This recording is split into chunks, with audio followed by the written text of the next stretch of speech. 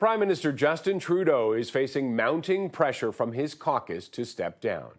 A group of backbench MPs is in discussions to formally ask Justin Trudeau to resign.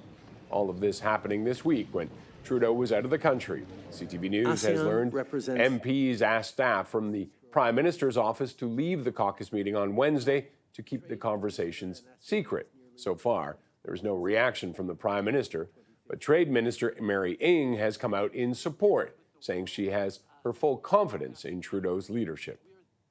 And joining me now is political analyst Lori Turnbull. Lori, thanks as always for joining us. Thank you for having me. Your thoughts on the revolution, the rebellion that's going on within the Liberals right now? It's not surprising. I mean, this has been, I think, a long time coming. We saw parts of this flare up earlier in the summer when they had the loss in the by-election in Toronto, and MPs started to gather a bit and push for some sign from the Prime Minister and the Prime Minister's office that they're taking this seriously. They understand the magnitude of losing a riding like St. Paul's. And I think at the time, the Prime Minister decided he's going to sort of not react too much to this in public. And there's, talk about how he phoned MPs, spoke to them separately so as to try to die down, take the oxygen out of the move to see change. But I think now it's different, right? Like, this is months later. There's been another by-election loss. Parliament is a mess. The NDP have left the deal. And so now the MPs, I think, are even more inclined to say, look, where is our plan, right? And who is going to replace Jeremy Broadhurst? What's going to happen? Not surprising at all to see MPs wanting to push on the Prime Minister. How do you expect the Prime Minister to react to this? Or is he going to stay silent again? Yeah, it'll be interesting to see what he does. Is he going to, I don't think a telephone campaign is going to do it this time.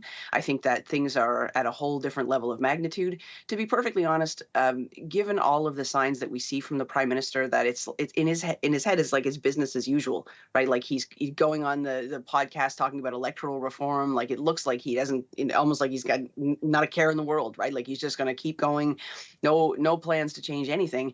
And so I'm wondering whether a push from MPs, if it really gets to the point that he has to do something, I don't see him stepping aside because MPs are telling him to. I don't think it matters how many people sign that thing. I think he's more likely to go to election and try his chances with the people than he is to succumb to any of these pressures. How important is that 10 years to him, do you think, to have that decade as Prime Minister? Sure. Like that can sort of be a milestone in somebody's head. That's not uncommon in politics for somebody to say, I want to do this for 10 years and then I'll pass it on. It's also not uncommon for a prime minister or a leader of a party to want to leave on their own terms. And I think what MPs were hoping is that he would do that.